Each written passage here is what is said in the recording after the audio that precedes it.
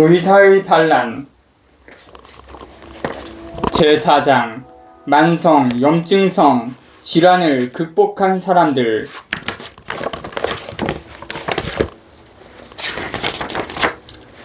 (20년) 동안 괴롭혀온 아토피. 공익근무 요원으로 복무 중인 짧은 머리의 청년이 진료실을 찾아왔습니다.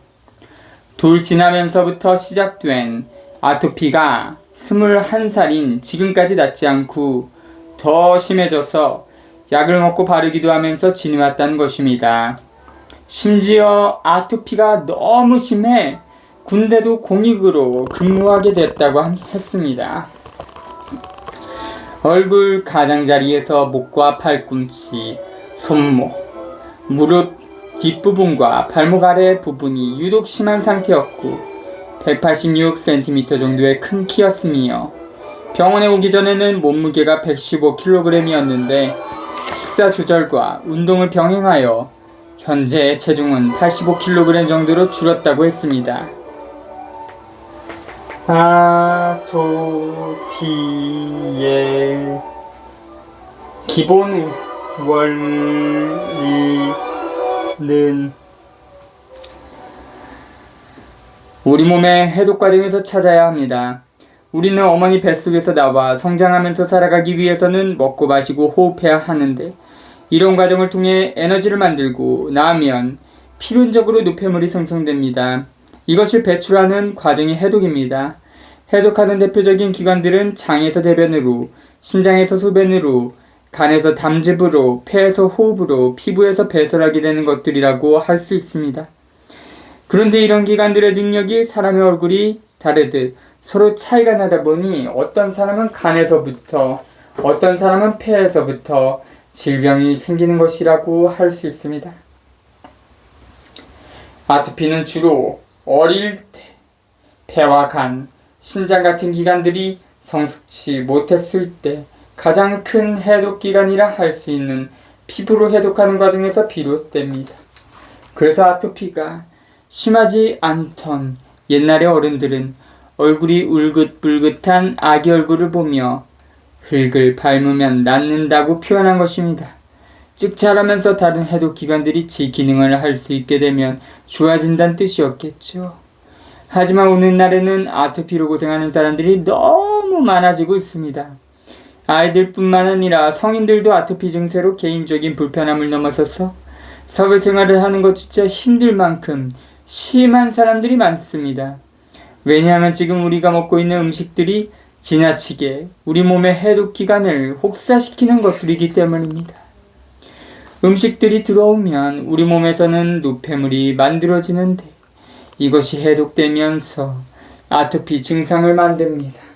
특히 골고루 영양있게 이유식을 만들어야 한다는 생각을 가진 어머니들이 고기, 생선, 우유, 달걀이 들어있는 이유식을 만들어 먹일 때 더 심해지는 것이 아토피입니다.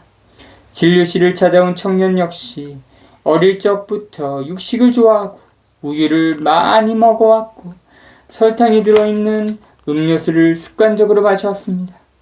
우리 병원에 와서 해독치료와 함께 식이조절을 하면서 혈액 검사를 해보니 아래표와 같이 변하는 것을 볼 수 있었습니다.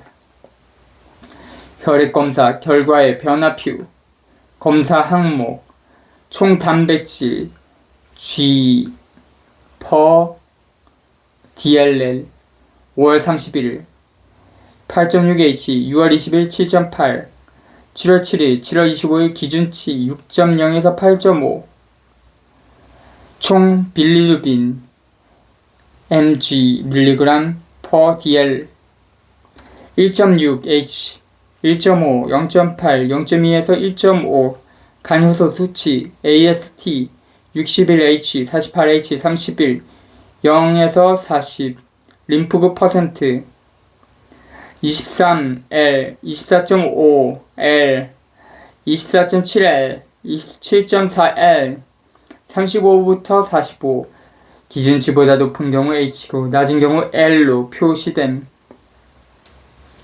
위의 표를 보면 첫 번째 방문 때 혈액 속에 비정상적으로 맑아진 단백질 수치를 볼 수 있습니다.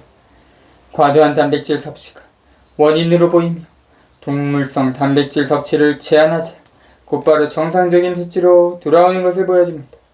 특이한 점은 담즙 성분이 혈액으로 역류하여 황달 수치를 알 수 있는 빌리루빈이 혈액 속에 많이 있었고 간 효소 수치인 AST도 높아져 있었습니다.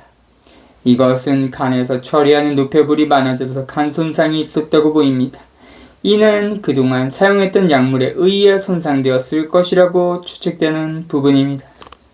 특히 설탕 같은 정제당의 섭취가 간 손상을 일으켰을 것으로 유추됩니다.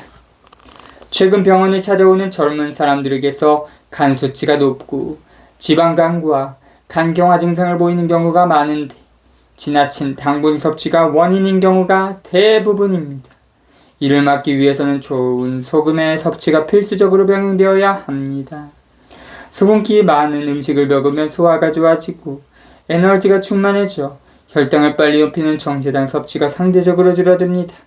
그래야만 간 손상을 막을 수 있게 되는 것입니다. 또한 혈액 검사상에서 다른 수치와는 반대로 림프구가 줄어든 것을 발견할 수 있었습니다. 이는 아토피에 사용되는 약물의 주성분 중 하나가 스테로이드 계열의 약물인데 이런 약물들은 교감신경을 자극하여 과립구를 증가시키면서 반대로 림프구를 억제합니다.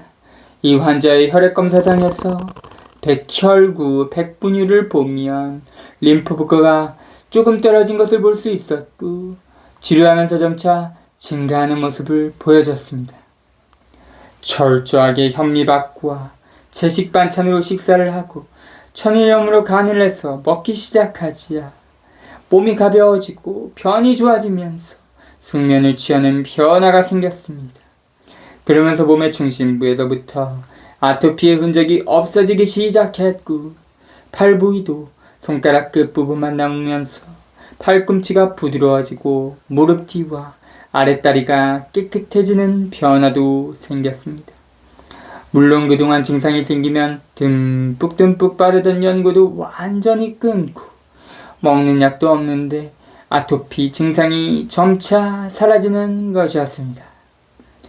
약 2달간의 식생활 교정과 해독 치료를 병행하면서 하얀 각질로 뒤덮여 있던 얼굴이 지 나이 또래의 젊은이 모습으로 변하는 것을 지켜보며 함께 즐거워했던 기억이 있습니다. 아토피라는 병명이 갖고 있는 뜻은 원인 모르는 병인데 원인 없는 질병은 있을 수 없습니다. 우리 몸이 건강해지려는 노력이 나를 힘들게 하는 증상으로 나타나는 자연적인 현상이라고 믿는다면 생활 습관을 고치는 것이야말로 원인 모르는 병을 치유하는 유일한 방법입니다.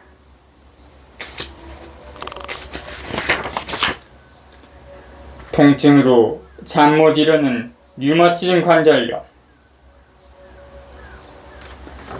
앳된 얼굴의 여학생이 어머니와 함께 진료실을 찾아왔습니다. 중학교 2학년이었는데 174cm 정도의 큰 키였지만 얼굴은 천진난만한 표정을 짓는 귀여운 아이였습니다.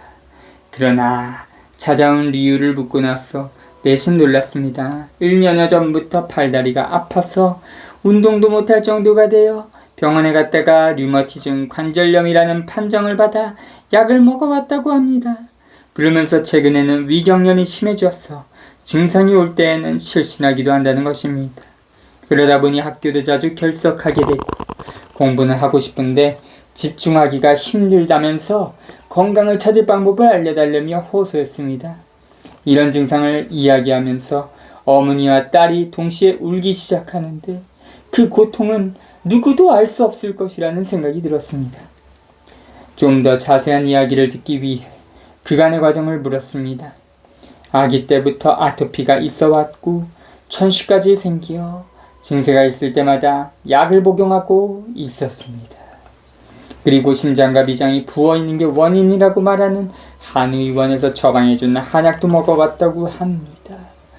그 외에 자주 어지럽다고 해서 빈혈약도 먹어왔고 각종 건강 보조식품도 함께 복용해왔지만 체력은 자꾸 고갈되고 통증도 심해진다고 했습니다.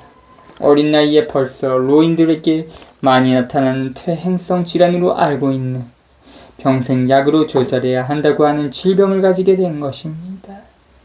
그러니 질병을 앓는 환자뿐만 아니라 그 보호자인 어머니도 괴로웠던 것이죠. 그러나 두 모녀는 포기하지 않고 올바른 정보를 찾아 저희 병원까지 오게 된 것입니다. 이제부터 무엇이 잘못되었는지 찾아보고 그것을 바꾸면 건강을 되찾을 수 있다고 위로했습니다. 만성 통증의 대표적인 질병은 아마 류마티즘 관절염 때문에 겪는 통증일 것입니다. 류마티즘 관절염은 아침에 일어나면 손가락이 뻣뻣해지고 움직이려 하면 통증이 몰려옵니다. 한참 움직이면 조금 나아지는 듯하지만 밤에 자려고 누우면 관절 마디마디가 쑤시고 아파서 잠을 설치는 병입니다. 그런데 이런 류마티즘 관절염으로 내원한 환자들을 문진해보면 관절염 증상으로 진단받고 약을 먹기 시작할 무렵 상당히 힘든 스트레스 상태였다는 것을 알 수 있습니다. 즉 반짬을 설쳐가며 고민해야 했던 시간을 보내면서 병이 생긴 경우가 많습니다. 공통적으로 이런 증상이 나타나는 이유는 스트레스 반응과 관련이 있다고 생각됩니다. 화가 나고 신경 쓰는 일이 많이 생기면 우리 몸의 혈액은 머리로 집중됩니다. 이럴 때 손과 발은 차가워지고 배도 차가워지면서 소화가 안 되었던 경험이 누구에게나 있을 것입니다. 손가락이 차가워졌다는 것은 손가락 근육을 움직일 때 필요한 혈액을 제대로 확보하지 못했다는 뜻입니다. 그래서 손가락을 움직이려 할 때 손가락으로 혈류를 증가시키려는 염증 반응이 시작됩니다. 즉 붓고 화끈거리면서 아픈 반응을 일으키는 것입니다. 그것이 류마티즘 관절염이라 부르는 질병의 원리입니다.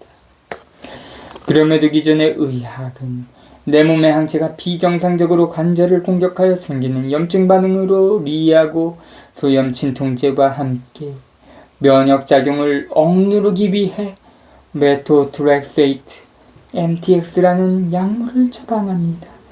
이 약은 항암제로 개발된 약물인데 강한 약물이니 일주일에 한 번 정도 복용하라는 처방 지침을 주면서 말입니다. 이런 약을 먹으면 처음엔 통증이 감소하는 것 같지만 근본적인 치료는 되지 못합니다. 결국 우리 몸의 혈액순환이 회복되지 못하므로 다시 손가락을 움직이고 발가락을 움직이면 혈류가 증가해 통증이 재발합니다. 그 결과 만성 통증으로 진행됩니다. 이런 통증은 아주 끔찍한 강도로 더 커지는 경우가 종종 있습니다. 때문에 류마티즘으로 인한 통증은 통증으로 끝나는 것이 아니라 본인과 가족의 삶에도 영향을 미칩니다. 심지어 통증 때문에 스스로 삶을 마감하는 일까지 생기는 것입니다. 오랫동안 이렇게 독한 약물에 노출되면 우리의 위장을 비롯한 모든 장기들이 망가질 수밖에 없고 몸과 마음이 폐허가 되는 것은 너무나 자명한 사실입니다. 다시 한번 강조하지만 통증에 대한 이해를 다시 해야 합니다. 정말 강조하고 싶은 것은 절대로 우리 몸은 자기 몸을 망가뜨리기 위해 면역 반응을 일으키는 것이 아니라는 점입니다. 우리에게는 고통스러운 과정이라 느껴지만 통증은 내 몸의 잘못된 것을 치유하기 위해 증상을 일으킨다는 사실을 명심해야 합니다. 그러므로 우리의 몸이 살기 위해 처절하게 온 힘을 다하여 노력하는 이런 반응을 억누르는 약은 더 큰 통증을 유발하게 됩니다. 우리 몸의 반응에 대한 긍정적인 이해를 바탕으로 약에 대한 의존에서 벗어나야 합니다. 자신을 정신적으로 힘들게 하는 문제들을 여유 있게 바라볼 필요가 있습니다. 또한 혈액순환을 원활히 할 수 있도록 식생활을 개선하고 생활 습관을 바꾸면 5년 10년씩 약을 먹어도 낫지 않던 통증이 사라지고 힘이 생깁니다. 여학생에게도 이런 원리를 이해시키고 식생활 개선을 시작했습니다. 우선 동물성 단백질 섭취를 금했습니다. 특히 하루에 1리터씩 물처럼 마시던 우유를 입에 대지 않게 했습니다. 아침에 일어나서 먹는 사과즙을 끊게 하고 싱겁게 먹던 반찬에 충분한 소금을 넣어서 먹게 하고 현미밥을 천천히 꼭꼭 씹어 먹게 하면서 학교 급식도 반찬은 먹되 밥은 꼭 현미밥을 싸가지고 가서 먹게 했습니다. 점심에 급식으로 먹는 흰쌀은 오후 시간에 출출함을 느끼게 하고 그래서 빵과 김밥 같은 간식거리를 찾게 되는 악순환을 만들어낸다고 이야기해줬습니다. 하지만 현미밥을 충분히 먹으면 필요 없게 될 테니 불량한 간식을 끊으라고 했습니다. 또 시간 날 때마다 소금을 중간중간 먹게 하자 입마름이 사라지고 어지러움이 줄어들면서 체육 시간에 운동을 할 수 있게 변해갔습니다. 심한 몸살도 않고 검붉은 코피도 쏟으면서 몸의 면역이 살아나고 해독되는 과정을 거쳐 이제는 수업 시간에 집중해도 피곤하지 않아 읽고 싶던 책을 많이 볼 수 있다고 그 큰 키로 아기처럼 펄쩍펄쩍 뛰며 환한 미소를 보여주며 저 또한 크게 웃었습니다. 처음에 아토피 흔적으로 각질이 일어났던 얼굴도 매끈해지고 혈색도 돌아 이젠 건강한 여학생의 모습을 갖게 된 것입니다. 류마티즘 관절염은 불치병이 아닙니다.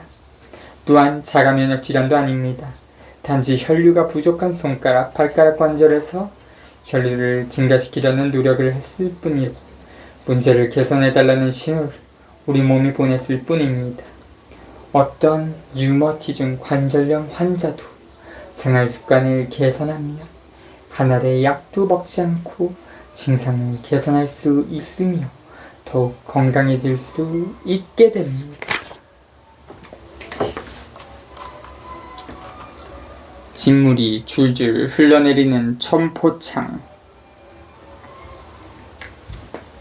현미 채식을 고집하고 환자들에게 처방하며 끊임없이 설득하는 이유는 물론 여러 가지가 있지만 무엇보다 가장 큰 이유는 올바른 식사 처방을 통해 환자들이 빠른 속도로 건강을 되찾고 활기 넘치는 생활로 돌아가는 감동과 기쁨을 느낄 수 있는 가장 빠르고 효과적이며 부작용 없이 안전한 치료 방법이기 때문입니다. 작년 10월에 40대 후반의 여자분이 진료실을 찾아왔습니다. 13년 전부터 온몸의 피부에 물집이 잡혔다가 터지면서 진물이 줄줄 흘러내리고 상처가 아물 때는 너무 가려워서 잠을 자기 힘든 증상 때문에 온 것입니다. 병명도 흔치 않은 첨포창.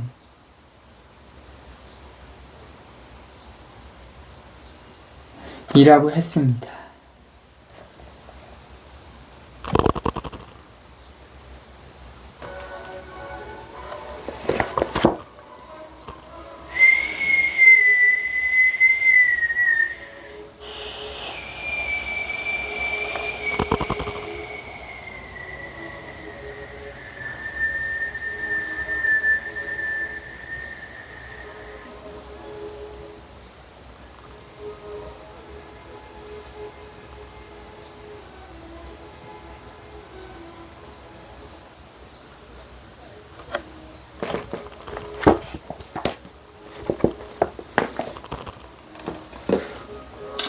우리 병원 진료실을 방문하기 전까지 이 질병을 치료하기 위해 안 해본 것이 없다고 했습니다.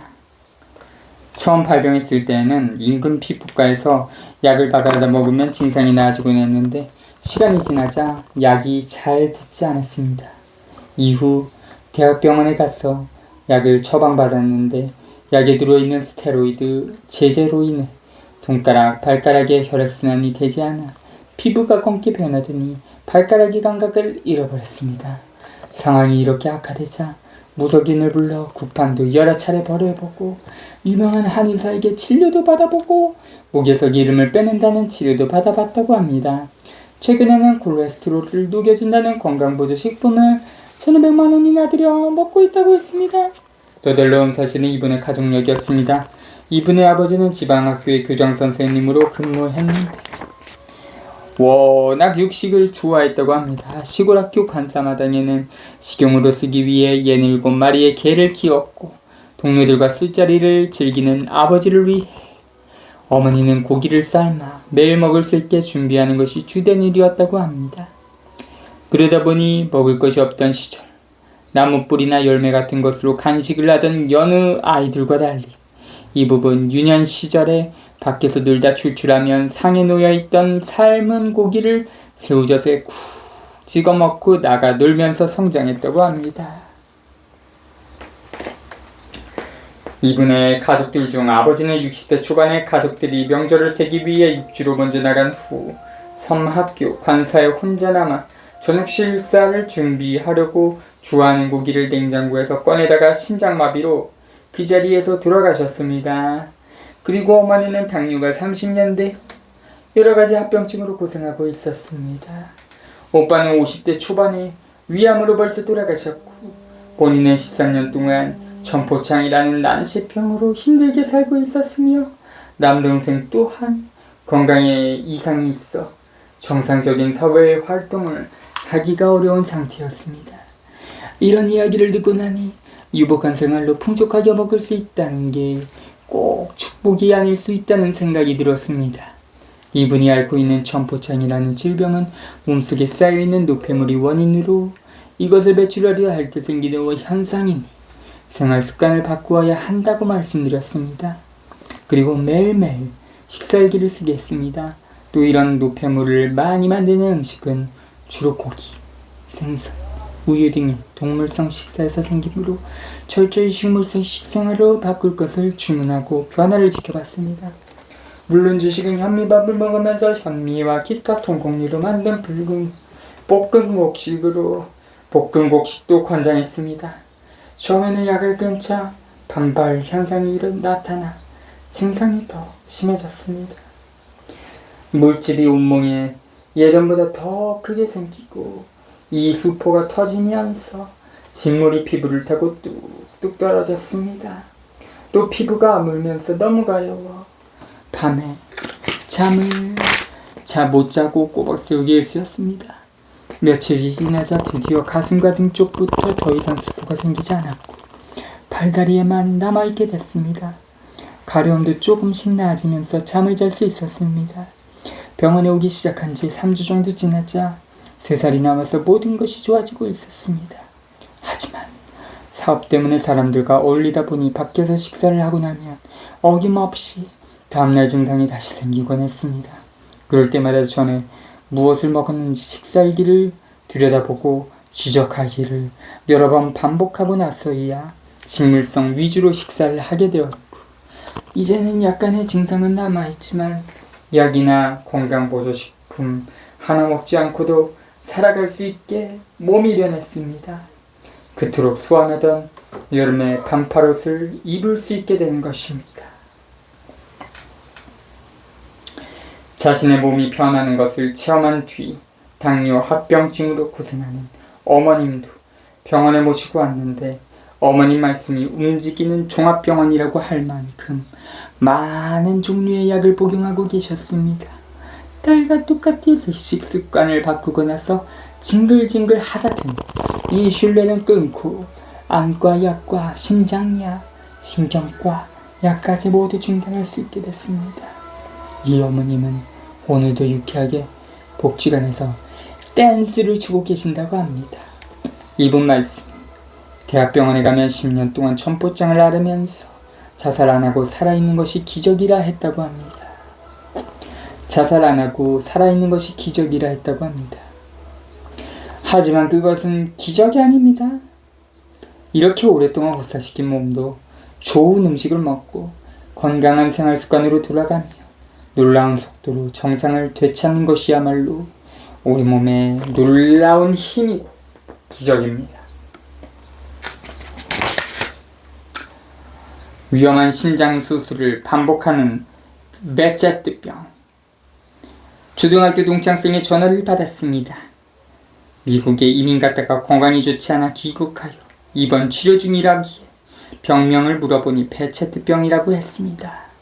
8년 전에 심장 수술을 했고 지금은 수술한 부위가 악화돼서 재수술을 해야 하는데 몸 상태가 전반적으로 좋지 않은 까닭에 면역력을 높이고 염증 수치가 좀 좋아지는 상황을 봐서 수술하자고 했다는 것입니다. 저는 친구에게 혼자 걸을 수 있고 혼자 먹을 수 있으면 한번 병원으로 찾아오라고 했습니다. 그로부터 한 달 뒤 친구와 부인이 함께 진료실로 찾아왔습니다. 병원에서 퇴원하자마자 오는 길이라고 했습니다. 주 증상은 조금만 움직여도 다리가 아프고 숨쉬기가 힘들어지는 것이었습니다. 귀국하기 전에 테니스를 조금 무리하게 한 적이 있었는데 그 후 증상이 악화되었고 매일 열이 올라 타이레놀을 먹어도 잠시 떨어질 뿐이었습니다. 미국 사람들이 슈퍼에서 많이 사먹는 테라플루라는 약도 먹어봤지만 증상이 호전되지 않고 도저히 견딜 수가 없어서 귀국을 결심하게 되었다고 합니다. 비행기 안에서도 계속 열이 올라 약을 먹으면 처음에는 6시간 정도 버틸 수 있었던 것이 다음에는 4시간, 그 다음에는 약을 먹어도 열이 내리지 않았다고 합니다. 그래서 귀국하자마자 대학병원에 입원하여 이런저런 검사를 했는데 다시 수술하는 방법밖에 없다는 이야기를 들었다고 합니다. 하지만 몸 상태가 좋지 않아 지금까지 수술을 하지 못하게 된 것이었습니다. 그러던 중에 같은 초등학교 동창생으로부터 제 이야기를 듣고 연락하게 됐다고 합니다. 좀 더 자세한 병력을 들어보니 어릴 적에 두드러기가 심해서 약을 많이 먹은 경험이 있었습니다.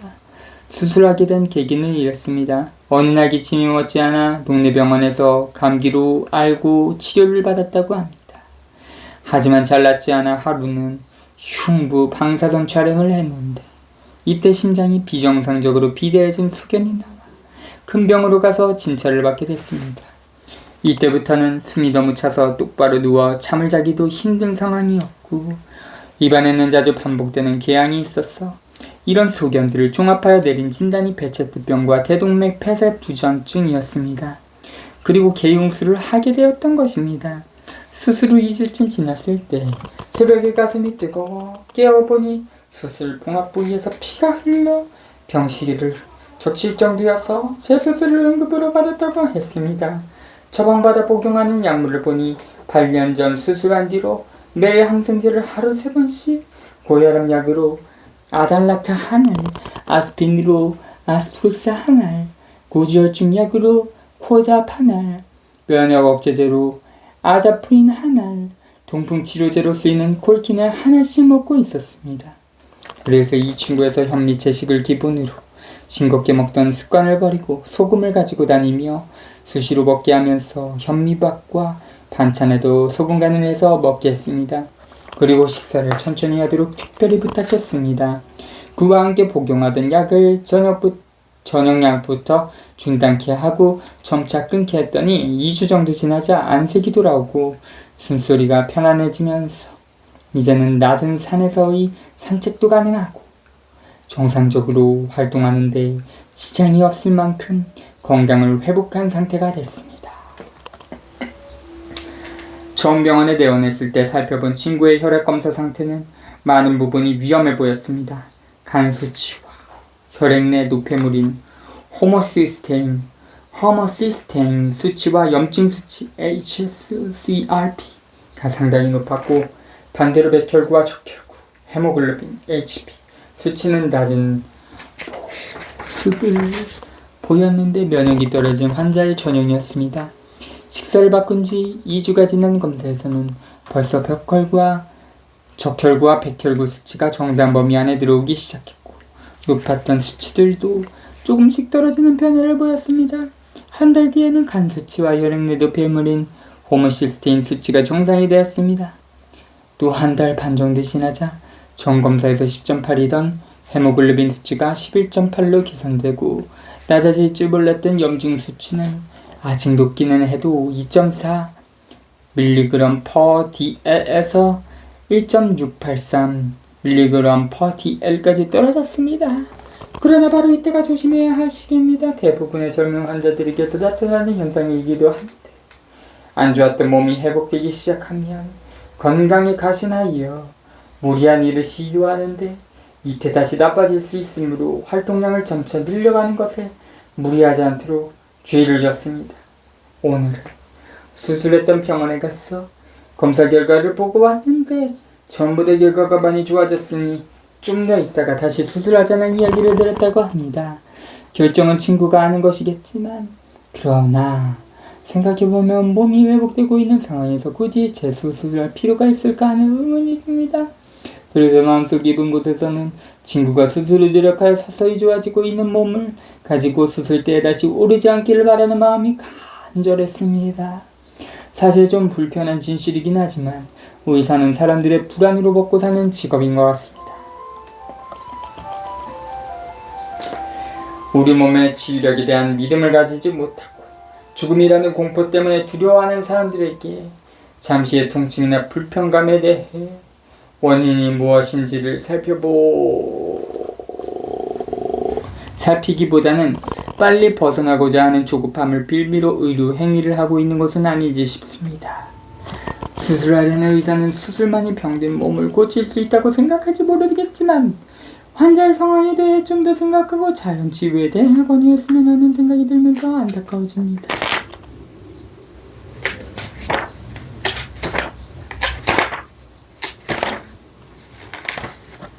하루에도 수십 번 화장실을 가야 하는 궤양성 대장염. 젊은 청년이 허리가 아프다면서 진료실을 방문했습니다. 직장에서 무거운 물건을 들다가 허리를 다친 뒤 잘낫지 않아 큰 병원에서 컴퓨터 단층 촬영 CT도 해보았다는 것입니다. 혹시 다른 질병이 있는지 물었더니 2년 전부터 궤양성 대장염 때문에 약을 먹고 있고 이 병으로 군대도 면제받았다는 이야기를 하며 불치병이어서 평생 약을 먹어야 하는 것을 알고 있었습니다. 그 이야기를 듣고 나서 궤양성 대장염의 발병 원인? 생활습관이 있으므로 노력해서 고치면 약을 끊을 수 있으니 부모님과 함께 내원하기를 권했습니다. 그리고 5일 뒤 어머니를 모시고 나타난 청년은 상당히 의심 어린 눈빛을 보이다가 제 이야기를 듣고 병원 프로그램에 동참하기로 결심했습니다. 그러면서 복용하고 있는 약을 한움큼 보여줬습니다. 그나마 얼마 전까지만 해도 하루 3번씩 복용했는데 지금은 2번만 먹고 있다며 걱정스러운 얼굴로 어머님의 이야기를 했습니다. 덧비춰 하는 말씀이 이렇게 많은 약을 평생 먹어야 한다고 들었는데 어떻게 하면 약을 끊을 수 있는지 가르쳐달라고 애원했습니다. 정말 청년 시절부터 이런 약들을 평생 먹고 살아야 한다는 이야기는 환자 본인뿐만 아니라 어머니에게도 크나큰 상심이었을 것입니다. 과민하거나 변비 때문에 장운동이 좋지 않은 사람들은 얼굴에 여드름이 심한 경우가 많은데 청년 역시 마찬가지였습니다. 그러나 식습관을 바꾸자 가장 먼저 얼굴에 잔뜩 피어난 여드름이 목 밑으로 내려가면서 얼굴이 깨끗해졌습니다. 하지만 가슴과 등 부위에 여드름이 나면서 가렵다고 호소했습니다. 저는 이런 반응은 노폐물이 빠져나가면서 생기는 현상이라고 알려준 뒤 점차 좋아질 것이라고 이야기했습니다. 프로그램을 시작하고 2주도 지나자 약을 끊게 됐고 대변이 잘 나오고 몸이 편안해지니 병원에 올 때마다 표정이 바뀌기 시작했습니다. 더불어 아들을 위해 집안의 식단을 바꾸면서 어머님도 체중이 줄고 머리가 맑아지면서 몸이 좋아지는 것을 느낀다고 말씀하셨습니다. 프로그램 마지막 날 이런저런 검사 결과를 본 뒤 청년의 어머니가 이제 우리 아들 장가도 갈 수 있겠다고 웃으면서 말씀하셨습니다. 그 모습에 그동안 아들을 보며 노심초사 마음을 졸였을 어머니의 마음을 느낄 수 있었습니다. 세상에 어떤 어머니라도 이런 상황에서는 다 같은 마음이었을 것입니다. 정말 못 고치는 병이라 생각하고 절망적이었는데 이렇게 약을 끊고 활기를 되찾아 너무 좋아하는 두 모자를 보면서 다시 한번 우리가 먹는 음식의 중요성을 되새겼습니다. 그 후 저희 병원에는 궤양성 대장염 환자분들이 많이 찾아왔습니다. 이 질병을 가진 환자들이 이렇게나 많은데 저 역시 깜짝 놀랐습니다. 의과대학 시절에는 궤양성 대장염 같은 병을 중시하지 않았습니다. 아마 그 시절에는 많지 않았던 질병이었기 때문일 것입니다. 지금은 더 이상 희귀병이라 할 수 없을 정도로 널리 퍼져 있었습니다. 왜 그렇게 됐을까요? 우리의 유전자가 변해서 그럴까요? 대부분의 병원에서는 이 병을 진단하며 늘 하는 말이 유전적 요소가 있고 체질이 원래 그렇다는 이야기를 하면서 원인을 알 수 없다고 합니다. 그러나 이런 질병이 늘어나는 것은 분명 먹는 것과 관련이 있음을 알 수 있습니다. 특히 소화를 담당하는 장에서 염증이 생기는 것은 먹는 음식이 잘못되었기 때문에 장이 손상을 받게 되고 손상된 조직을 회복하기 위해 반응하는 것으로 보아야 합니다.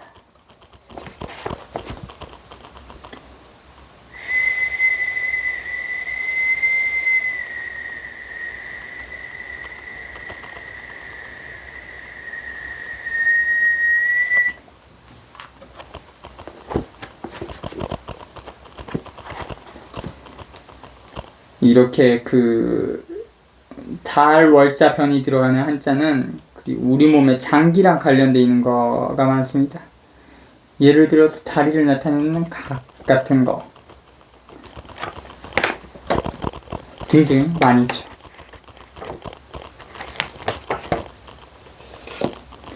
절대로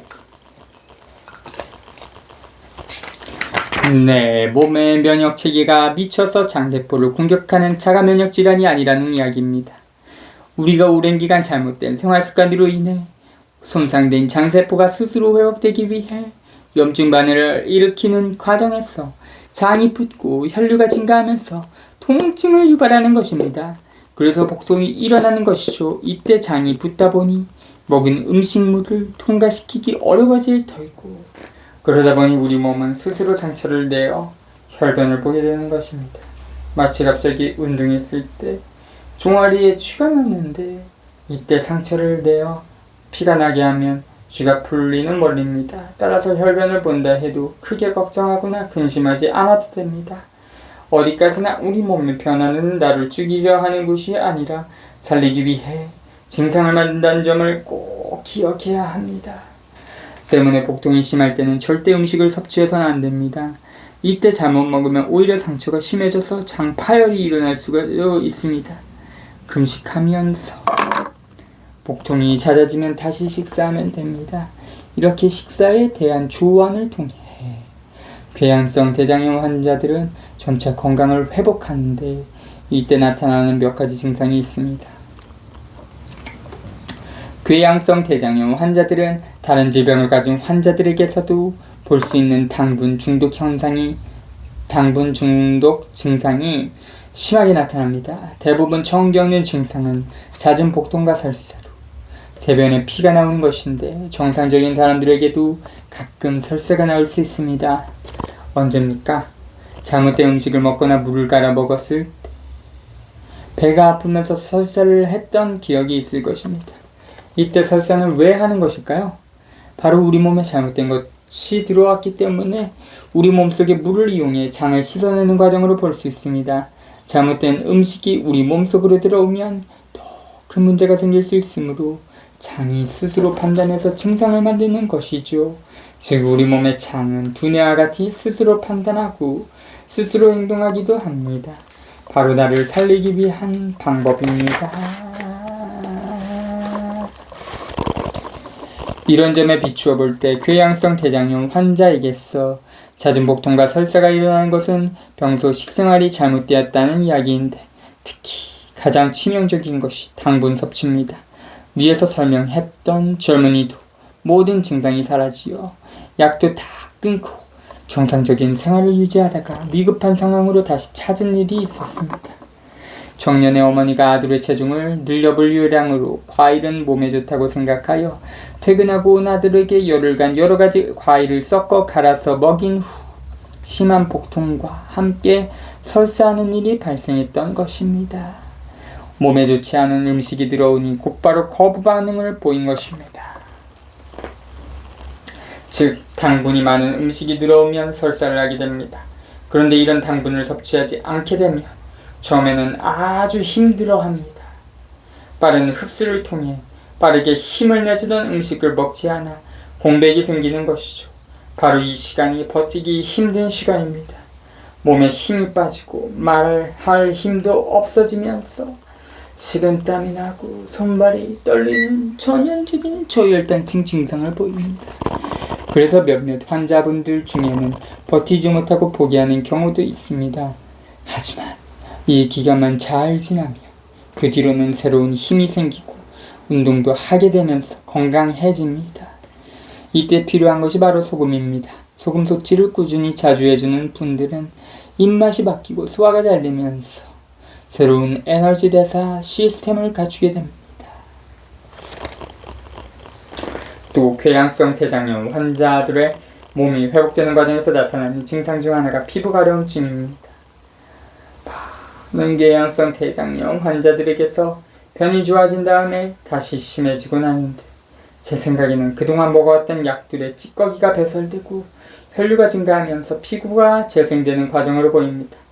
얼굴을 비롯한 몸통부터 시작해 발다리 끝까지 가려움증이 생긴 뒤에야 낫는데 심한 경우 진물이 나기도 합니다. 밤잠을 설쳐가며 힘들어 하기도 하지만 이런 시간이 지나야 완전히 회복되는 것입니다. 견디기 힘든 가려움을 호소하는 환자분들에게 왜 이런 증상이 생기는지 설명하면서 좀 더 기다려보라고 할 때 이분들이 예전 같았으면 벌써 약을 먹고 증상을 조절해야 했겠지만 이제는 어떤 약도 먹어서는 안 된다는 교훈을 얻었기에 찬물로 샤워를 하면서 견뎌냅니다. 그러면서 피부가 깨끗해지고 나아가는 모습을 보게 됩니다. 18.